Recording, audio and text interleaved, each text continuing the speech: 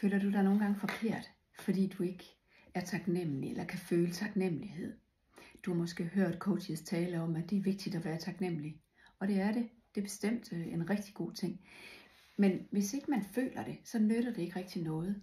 Fordi ens udfordringer kan være så store i det, man står i, at man er faktisk ikke særlig taknemmelig. Fordi det, der fylder, det er alle de problemer, man har, som man skal have løst.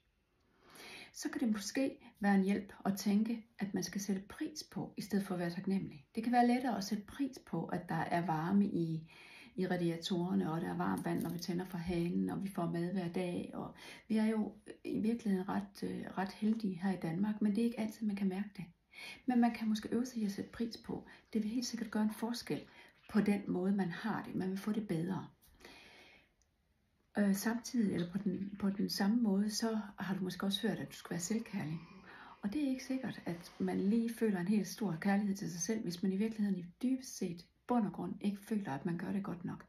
Man føler sig ikke god nok, men så kan man jo ikke. Så det er jo en løgn, man fortæller sig selv, hvis man er selvkærlig. Men man kan faktisk godt behandle sig selv med venlighed. Så man kan være venlig over for sig selv. Ligesom man nede i Netto måske er venlig over for ekspedienten. Man er jo ikke kærlig over for ekspedienten, men man kan godt være venlig. Det vil gøre en stor forskel i den måde, du har det med dig selv på. Leg lidt med ordene. De betyder noget. Jeg er psykoterapeut. Held og lykke.